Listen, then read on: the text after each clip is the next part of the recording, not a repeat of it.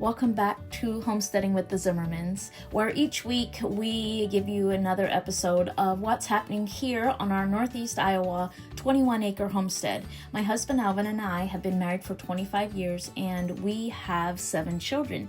5 of those children still live at home. Our oldest 2 are married and no longer live at home, so this means we also have 2 son-in-laws and 1 grandson so far. So on our 21-acre homestead, we seek to preserve the self-sufficient lifestyle of our Old Order Mennonite heritage for the next generation. We involve the children in every aspect of the homestead, from raising and harvesting our own meat, gardening and preserving to fill the family's larder, or preserving the dairy from the family milk cows, plus all the many other skills that develop the character and integrity and relationships of a family that seeks to bring glory and honor to their Heavenly Father.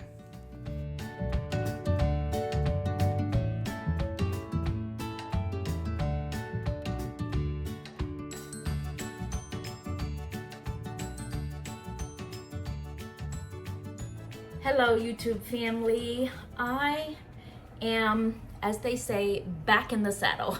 And what that means is I am done traveling for now, and it is time to get back to the basics. So first thing I do is assess what do I have a lot of right now and how can I preserve this abundance for winter. So the 2 things that I have an abundance of right now is eggs and milk. So because I was gone so much in the month of October, I wasn't cooking so much, so the eggs really piled up. And we just weaned the calves, so that means we are getting like 6 and 7 gallons of milk a day. So I have been making 5-pound wheels of cheese multiple times this week. This is actually my 2nd or 3rd wheel of farmhouse cheddar this week.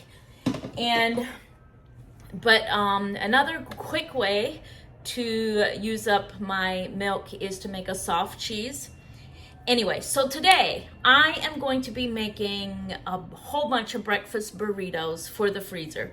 I'm gonna start with making some sourdough tortillas, and I'm also going to get my cheese done this morning.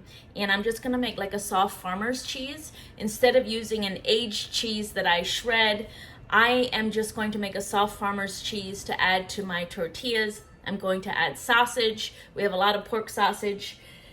So before we dive in with that, let me tell you a little bit about a project that we've been working on for quite a while. And that is a documentary about our journey leaving the Mennonite culture into the modern world. I'm going to show you some clips and teasers of this documentary. It airs this weekend as you're watching this. And then I'm going to put a QR code right here where you can go and get more information about this documentary, and you get to watch the first 10 minutes for free. And also, for those of you that are watching on your devices, the link will be in the description. It'll be the first link I put up. And let me just say that it feels very vulnerable for us to have this documentary out there, because it's part of our story that we've never shared before to the public. And yeah, it just feels vulnerable to have that part of our story out there, but it also feels right. And we hope and pray that it blesses you, and that our story of obedience would inspire you to seek out God's will for your life. I wasn't following all the rules. Neither Elvin or I were.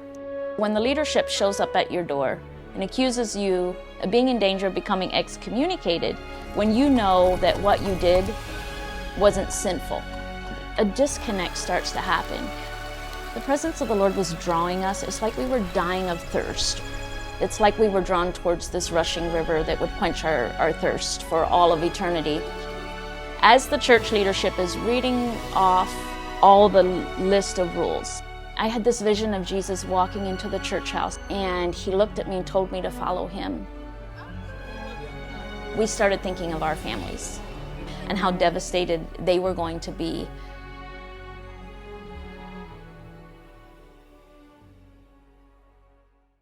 So anyway, don't forget to go check that all out, and let's dive into making breakfast burritos. Okay, the first thing that I'm going to do to make this cheese, like this farmer's cheese, which is like a soft cheese similar to a cream cheese, I'm going to heat this milk to 180 degrees. This milk right here, I'm making another wheel of farmhouse cheddar cheese. So somebody recently at a conference asked me what my favorite thing to preserve was, and I said my favorite thing to preserve right now is to preserve milk into cheese. So oftentimes when we think of preserving, we just think of preserving fruits and veggies in jars and in the freezer. But anytime you are changing something into a form where it stores, where you can use it months down the road, that is also preserving. So I'm using for about 5.5 gallons of milk this morning, and I made a gallon of chocolate milk. So that is all the milk for today. But when we're in the season of abundant milk, like we are now, I have learned from past experience that this is the time for cheese making, because when we bring the cows in off of pasture and they start eating just dry hay, and as they near the end of their pregnancy, their production drops drastically. So right now, because we just weaned the calves, for the next month, we will be getting a lot of milk, like 5 to 6 gallons a day, but that'll drop off drastically come December and January towards, when we dry them off. So in the past, I have always been like, oh, I'll wait till the winter settles in and then I'll work on cheese making. And then guess what happened? I didn't have enough milk to make 4 and 5 gallons, to make, 5-pound wheels of cheese at a time. And then I never got the cheese cave all stocked with cheese that winter. So I've learned when you wean the calves, and that's the great time to make cheese. So that has been my focus, my preserving focus right now. So I'm gonna heat this to 180 degrees, and then we're gonna add our acid, which today we're going to add vinegar. All right, our milk has reached 180 degrees, and so I turned the burner off. And if you don't have a thermometer, 180 degrees is right before it starts foaming up in the pot. You'll need 1/2 cup of vinegar per gallon of milk. And I've got 1.5 gallons. So I am using 3/4 cup, and I'm also using white vinegar. That's my favorite for making cheese like this. And when you pour it in, you're only gonna stir it a little bit, and you're gonna see curds starting to form almost immediately. So we're just gonna let that rest for about 10 minutes. And I'm going to continue to stir my curds for the cheddar cheese while I wait to strain that. I waited 10 minutes, and you can see I've got a nice big curd formed here. So I don't like to line my strainer with a cloth. When I do this, I have a very fine strainer because I feel like the cloth just gets clogged up with this cheese, and then it doesn't strain well. So for this first strain, I am just using my fine mesh strainer, and we're going to catch all the way for the picks.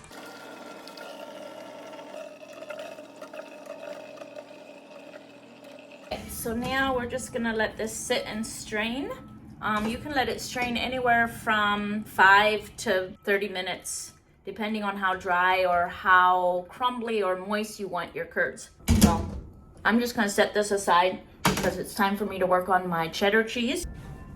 All right, guys, I have moved over here to the table because I don't want to contaminate my cheese making space with sourdough, because what can happen is a tiny bit of sourdough gets into my cheddar cheese curds, and then I start incubating yeast instead of the cultures that are instead of the cultures that I want in my cheddar cheese. I'm making a double recipe of tortillas. So I've got 2 cups of discard, but it's like active discard because I just added some to it yesterday and I left it out on the counter. So you can use starter, you can use active starter or discard. It just depends on what you're looking for. And then for my water, I am using some of my whey from cheese making, but it was too warm. So I've added some ice cubes and this will just make it a lot more active. And I'll add some nutrition to it too. So I added ice cubes to cool down my whey so it doesn't kill my starter. So I'm gonna mix my liquids together well. All right, the next thing I'm going to do is add my 1/2 cup of oil. You can use any oil that you want to. I am using melted lard because that's what we have a lot of and we don't have to buy that. Next, I'm gonna add my salt. I'm adding 3 teaspoons of salt and then of course my flour. So because I'm making a double batch, I need 6 cups of flour. We're gonna start by adding 3 and mixing that in well. And then we're gonna add 3 more cups of flour. 1, 2. I'll scant on this last one because I can always add more. Better than I can take some out, I can add more.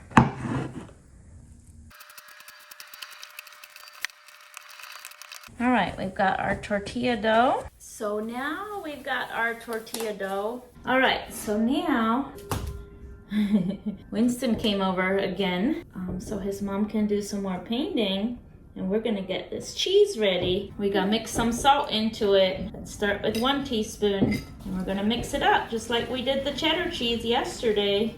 You wanna try some? You wanna bite? So with this cheese, you could add any kinds of seasonings or herbs that you want. I'm adding just salt this time. Okay, how was it? Was it salty enough? You want more? Mommy eat some? All right, guys, my tortilla dough fermented overnight, so almost 24 hours. You can do 12 hours, or if your family is not carb or gluten sensitive, you can just make them right away. Our family isn't carb or gluten sensitive. I just like the extra nutritional benefits of letting it ferment long. And it is another busy morning in the kitchen. I've got 3 gallons of cream to turn into butter. So I am not the best at rolling tortillas, but it's better than store-bought ones. And the first thing we're going to do is we're going to divide this dough into about 24 pieces so that I can get them all the same size. So I'm just gonna divide these into about 24 equal-sized pieces. So unlike my pie making skills, which are life skills because I've been making pies since I was little, I have not been making tortillas for very long, and I've not made them in probably 4 or 5 months. So I am sure that you all have some good tips for me in rolling out tortillas. But the one thing that I do know from my pie making experience is that you have to start with a round piece of dough if you want to end with a round piece of dough.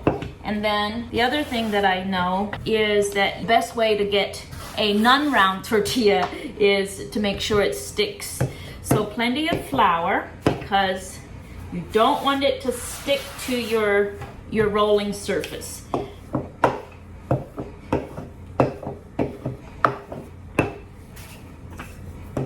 So normally I have 2 people when I'm making tortillas, and then I roll them while somebody else fries them. But because I'm by myself, I am just gonna roll a whole bunch and then I'll go fry them.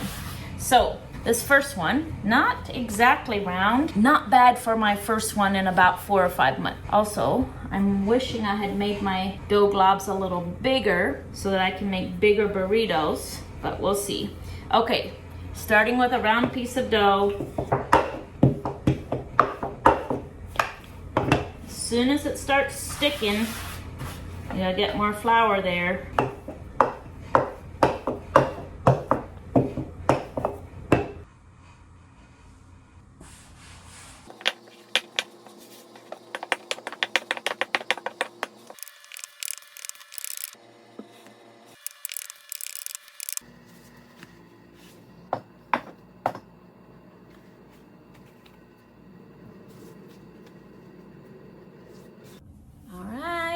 we've got all of these tortillas. Lots more than I planned on, but I should have made them a little bit bigger, but it's okay. This will work for this time.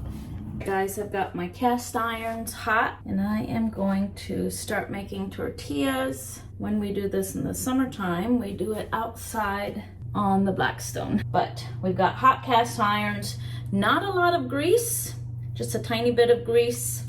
And then we will grease the pans as we go, but the flour is usually enough. And I will link this cast iron for you. This is a double burner cast iron that we have had for years. So I'll link this one in the description for you. And I'll also link the video where Alvin takes my cast irons and grinds them down to make them smooth.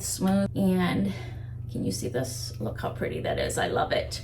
Okay, I gotta find a spot to put this. I just don't have enough room here. So when they start looking like this, I'm gonna use my spatula and turn them around. Okay, this is my hot burner front here. So this is the one I'm gonna have to watch most of all.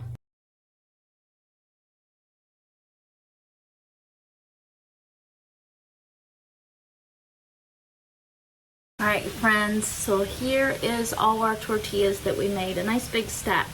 What I don't use for the breakfast burritos will go into the freezer, and it's important to cover the tortillas so they kind of steam and they get nice and soft and flexible. If you don't cover them, they kind of get crunchy and then they break when you fold them.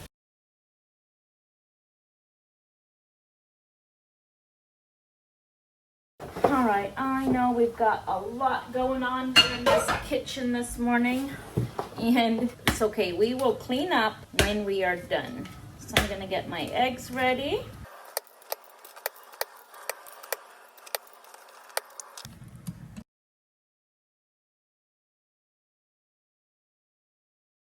Also gonna add a bit of cream, just because we're gonna add some more nutrition from what we've got, and it makes the eggs a little softer.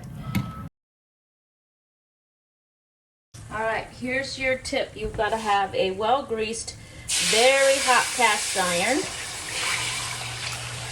to make scrambled eggs.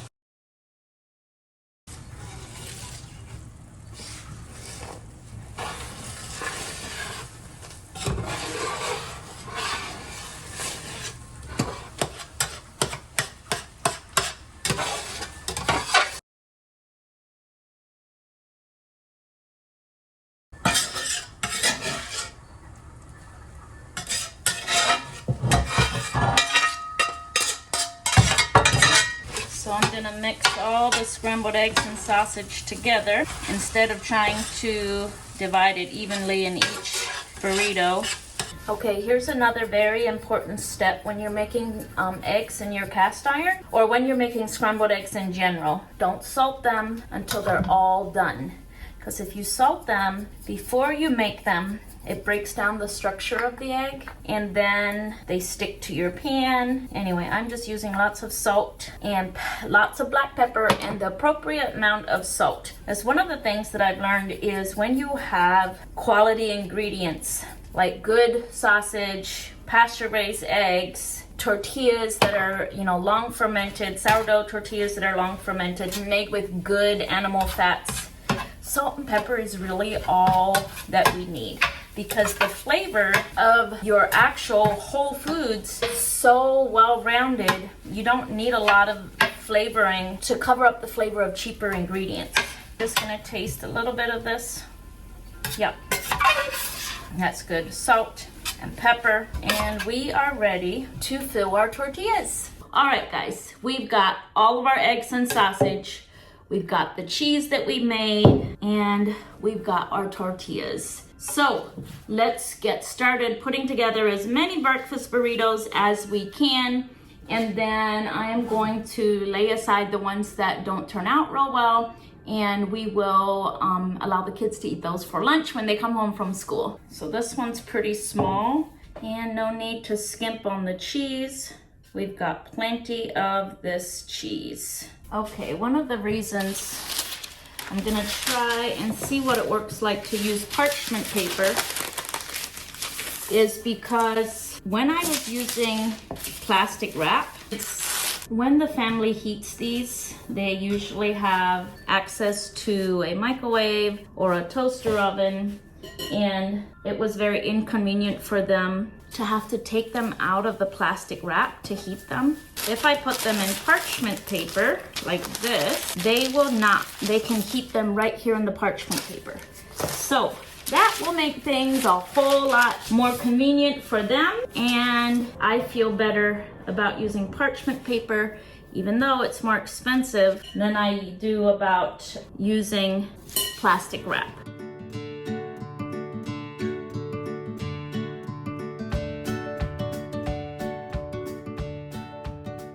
Okay, so remember, your breakfast burritos, your rules. You can make them however you want. You can use shredded cheddar or whatever breakfast cheese you like. This is just me trying to use the abundance that comes from the homestead here. Trying to preserve the abundance. So using up all the eggs because we have lots of them right now, and using a lot of our milk because we have lots of milk right now, and making convenience foods that will serve the family in the next couple months. So one of the things that you could do is you could make your tortillas a lot bigger and then fold it in on both ends, but I just make my tortillas small because my family's not a huge fan of tortillas. They basically just want the tortilla to hold their breakfast. So that's why I fold them up like this and leave that one end open. But if you make it bigger, then you could fold it into a nice little square. But like I said, that's too much tortilla for my family. All right, guys, there we go. There is 30 from scratch breakfast burritos for the family. I am going to put these in the freezer, and they will keep there for up to 3 months is what we've kept them before. And I feel really good about this morning's work. Not only because I made more nutritious food for the family, but one thing that is a challenge for me is using our abundance wisely. So I use the eggs and the milk, our abundance of eggs and milk, to make nutritious food for the family.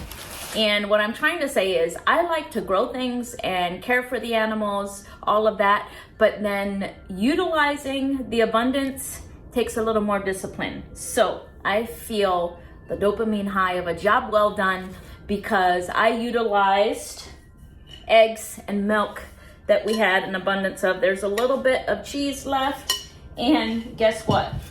I have one tortilla left. So I am going to, the nice thing about making these when they're warm is it helps the parchment paper kind of mold to the burritos, and it just stays in a nice package. So I'm gonna put lids on these, put them in the freezer, and we're all good. Thank you everybody for being here. I have to get busy and clean up the kitchen. So I've got about 30 minutes until the kids get home. So I'm gonna make it my goal to have the kitchen cleaned before they get home.